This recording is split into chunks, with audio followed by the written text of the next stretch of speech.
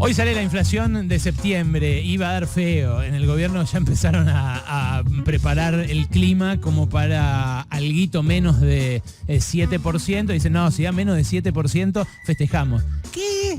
¿Menos de 7% en un mes festejamos? No, es un desastre igual, aunque dé 6 y pico, incluso aunque diera 5,6, que es lo que le dio muy curiosamente a la ciudad de Buenos Aires para septiembre, pero con un índice que pondera mucho las prepagas y los colegios privados. Y bueno, justo en septiembre las prepagas y los colegios privados no subieron, venían de subir una bocha los meses anteriores. Ahora, la cuestión de la inflación es el problema de primer orden que tiene que atacar de frente el gobierno para intentar en algún momento sacar la cabeza a flote y respirar algo de oxígeno político, pero la verdad nadie tiene muy claro cómo hacerlo.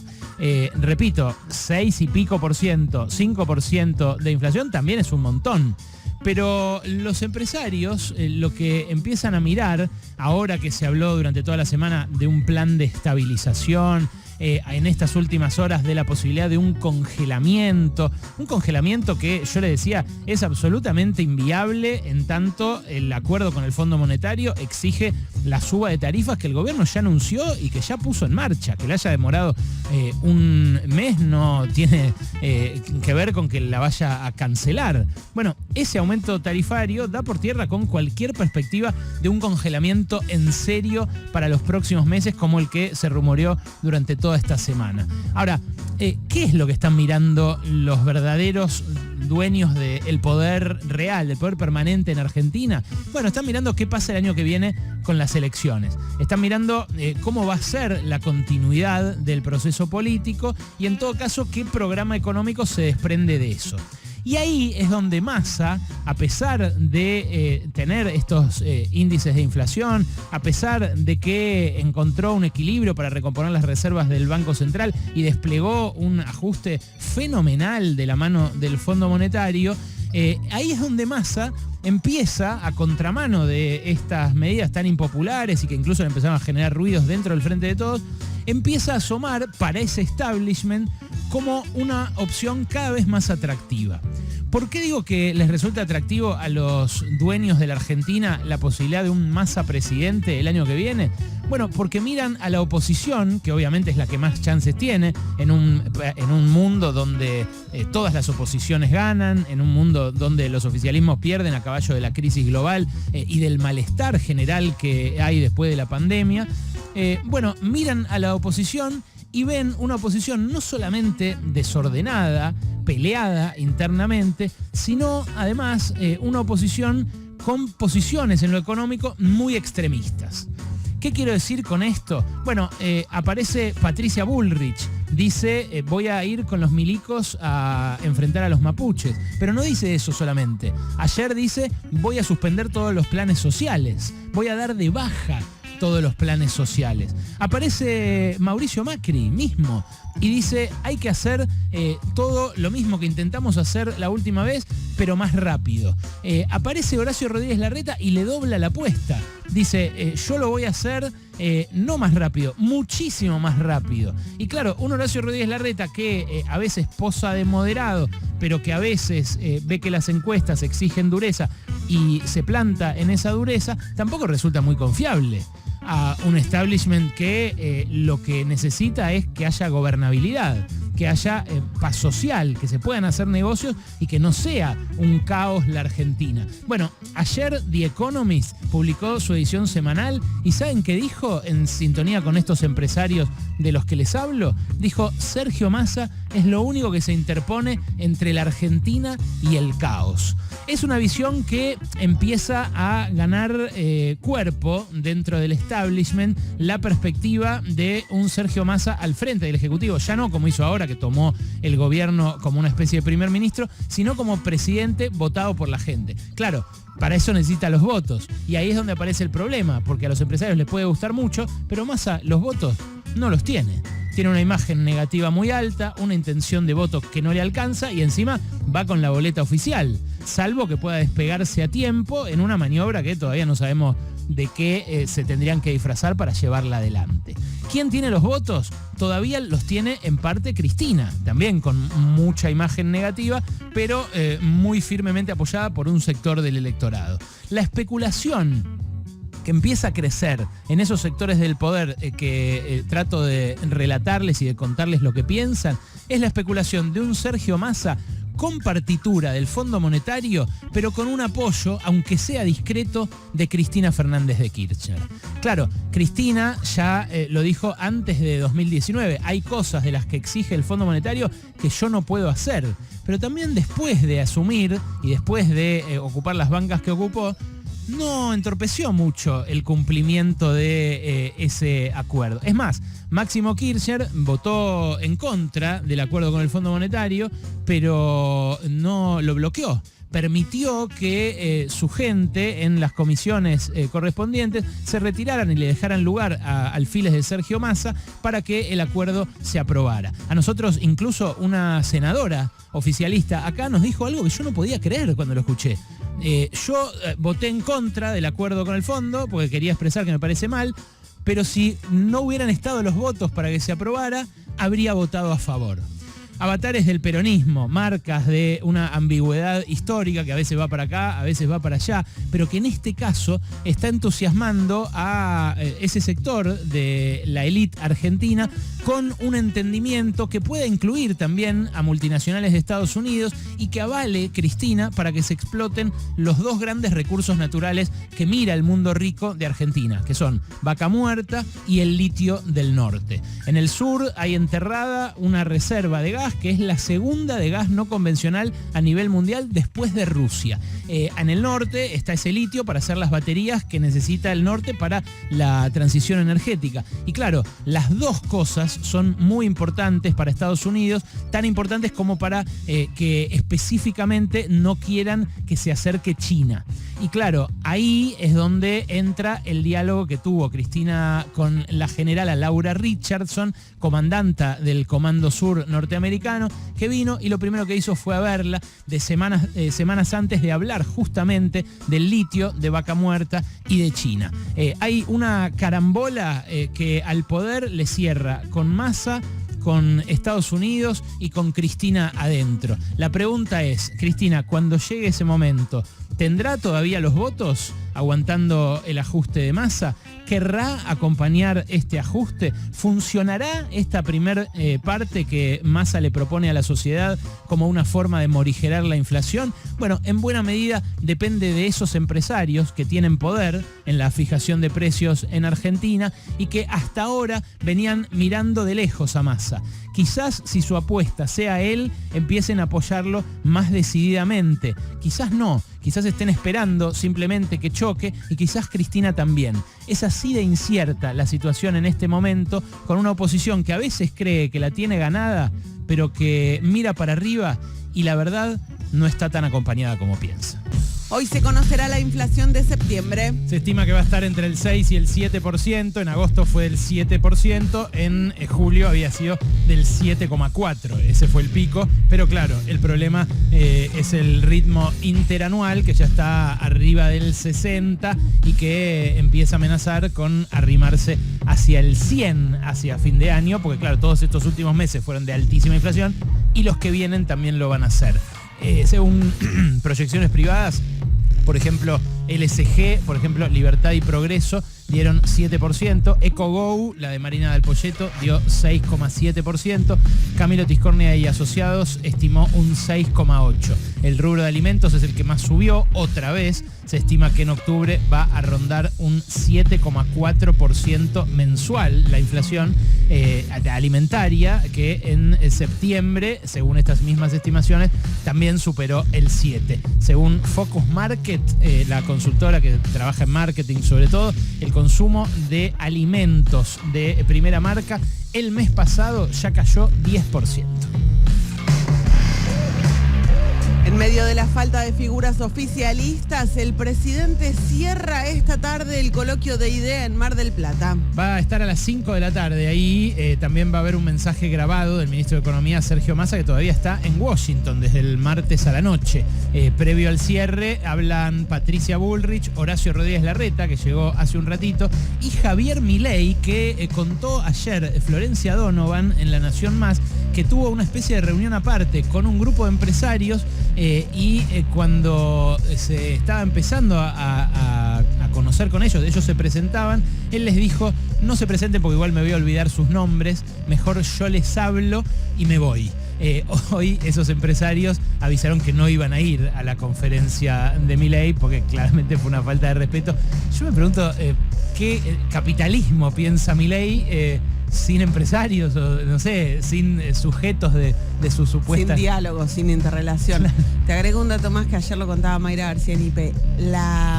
Los empresarios tienen que pedir anotarse para cada una de las charlas. Ajá. La charla que está colmada, que la pasaron de lugar para que entre más gente y para que no se desborde, es la de Milei. Bueno, evidentemente con todos los demás, los que no desairó en esa reunión importante que tuvo ayer. Claro, se mueve más como un personaje famoso que como un dirigente político. Marc, vamos a los audios, ¿no? Sí, ¿cómo no? Tenemos audios en cantidad para repasar la agenda informativa en boca de sus protagonistas.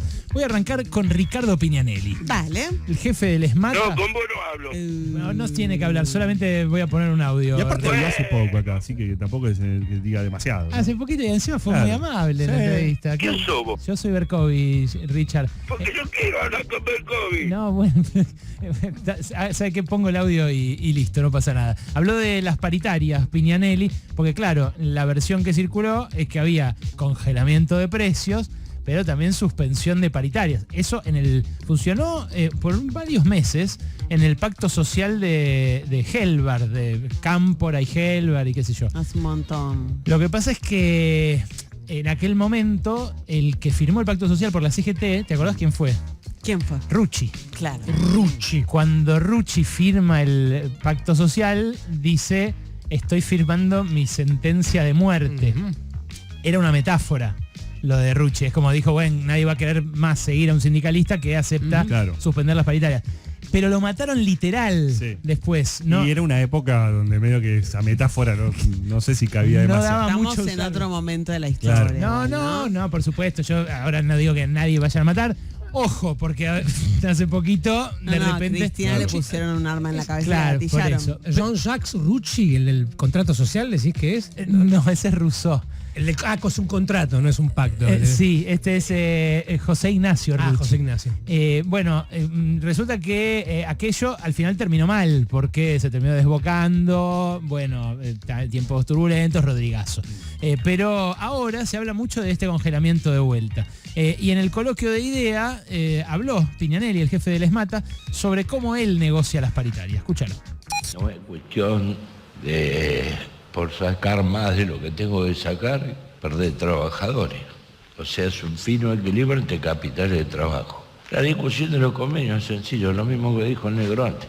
Son necesidades, de los trabajadores y posibilidades de la empresa. A la empresa yo no le puedo sacar más de lo que puede pagar, pues si no termina sacándome laburante.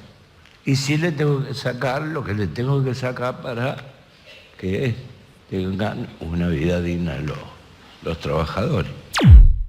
Ahí está, Piñanelli, que tiene buenos sueldos en el ESMATA y que además a las empresas les cierra su esquema porque, también es un esquema flexible y demás. ¿Quién habló ayer de ceder en el coloquio de IDEA? Sebastián Seria. Un empresario. Sí, un financista. A la izquierda de Piñanelli, prácticamente, ¿no? Sí, la empatía de Piñanelli con los empresarios me resulta conmovedora. Es una cosa que no se ve tanto eso. En realidad se ve mucho, ¿no? En la CGT y en las viejas burocracias sindicales, comprende la expresión, ¿no? Pero me sorprende. Y bueno, se llevan bien. Si le saco de más, me temía echando... Es como una especie de ¿qué crees? ¿No? ¿Viste cómo es esto? ¿Viste cómo es esto?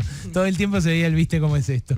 Ayer en IDEA hubo otro momento menos armónico que este, bastante tenso. Sí. Se cruzaron José Ignacio de Mendiguren y Dante Sica. Dante Sica fue ministro de Producción de Macri, antes ministro de Trabajo, después creo que de Trabajo y Producción, cuando empezaron a fusionar ministerios, y el Vasco de Mendiguren es hoy secretario de Producción de Alberto Fernández. Dos ministros con aspectos similares a personajes ficticios, ¿no? Uno, ya dijimos, al doctor Neurus, y Sica a un hobbit, ¿no? Tiene un aspecto medio, ¿no? Medio hobbit. Sí, ¿no? sí. O de algo de la Tierra Media, ¿no? Los personajes de Tolkien. Sí, puede ser también un elfo. Sí, un elfo puede ser. Bueno, se cruzaron de esta manera, escucharos. Vasco, vamos a entrar en una discusión, pensar que todo este sistema que tenemos de cepos, que tenemos de retenciones, etcétera, es un modelo que genera la exportación y una economía abierta, es herir la inteligencia de todos los que estamos acá. Tenemos muchísimos empresarios argentinos que les gusta mucho más negociar la rentabilidad en los despachos oficiales y no en los mercados. Y me gusta hablar con Lalo porque él tuvo la gestión y sabe que una cosa es manejar el PowerPoint y otra cosa es sentarte en un escritorio. Y vos sabés, Lalo, lo que cuesta gestionar. Vos estuviste en un gobierno que traía el mejor gabinete de los últimos 50 años. Sacó un cepo, terminó poniendo el cepo. Sacó las retenciones, terminó poniendo retenciones. Liberó tarifas, terminó congelando tarifas. La inflación, que la paramos de taquitos, terminó en el 54 sin guerra y sin pandemia. No es tan fácil. Bueno, ahí está lo que le decía de Mendiguren a un Sica que, bueno, también antes de este cruce le había dicho, mira, los resultados de tu gobierno hablan por sí mismos. Estaba más de local Sica, creo yo, que de Mendiguren, además, entre los empresarios. Pelea de horribles, ¿no? Es como, a mí me fue mal, pero a vos te fue peor, a vos te fue peor, a vos... Bueno, chicos, ya está. Entre Nahuel, que le dice Hobbit, vos que le decís horribles. No, bueno, horribles gestiones. Mira, me acuerdo que cuando arrancamos con Pasaron Cosas, cuando Sica hablaba poníamos jugo de tomate de fondo. Es cierto, Sí. es cierto. A mí, yo sé que ustedes están en la cuestión de lo que dijo de Mendiguren, a Sica y demás, pero ¿por qué le dice Lalo? ¿Porque le dicen Lalo a Sica? Le dicen Lalo, sí. ¿Y por qué le dicen Lalo a Dante Sica? O sea, ¿de dónde sale el Lalo? ¿Lalo? Lalo le dicen, Yo sí. recién me entero. Sí, No, sí, a yo mí me sí. sorprendió eso. Muy loco. Yo le digo Lalo. Mirá. A Dante Sica, mirá. sí. Bueno, Legolas era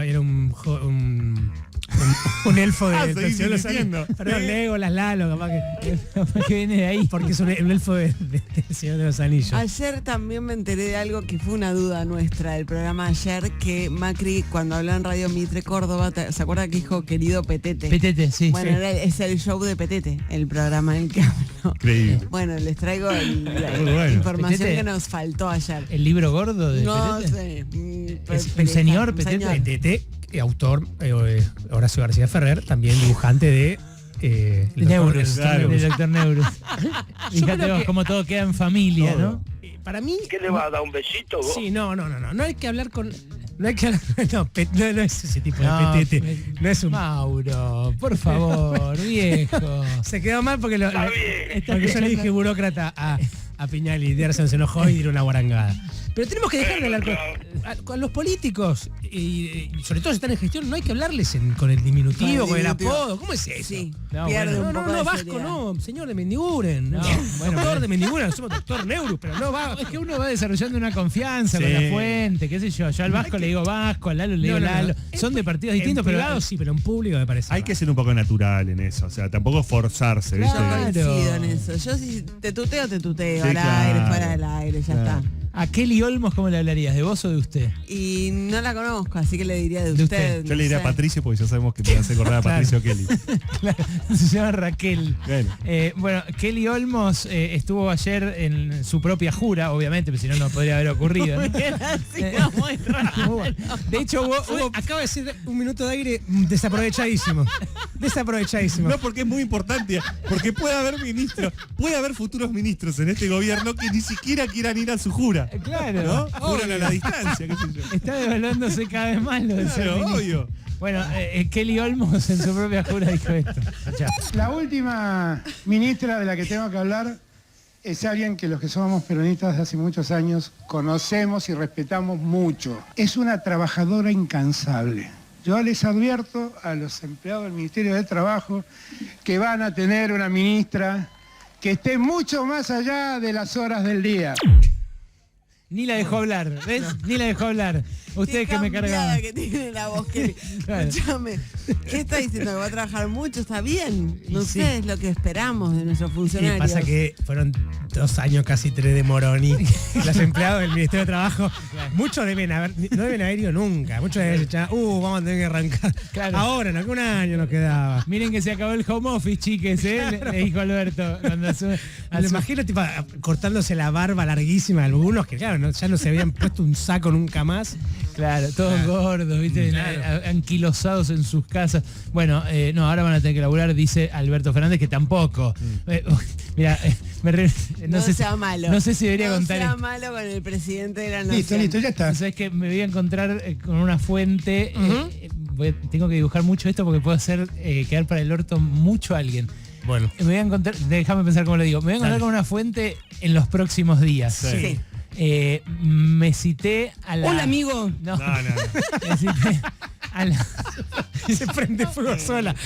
Hola, amigo mío. Me cité a las 10:30 y me llama ayer para decirme.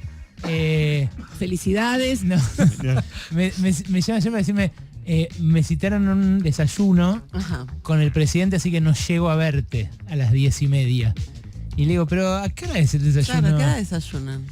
Y 9:30, pero quizás un Chicos. toque después, ¿viste No. cómo es? Me dijo. No, chicos. Y claro, yo, viste, nada, le dije, sí, cancelémosla, hagámoslo otro día, ya está. Es así. El otro se iba a las 7 de la tarde a ver A ver Netflix, Netflix. así que tampoco. No, y tampoco llegaba tan No. temprano. Y además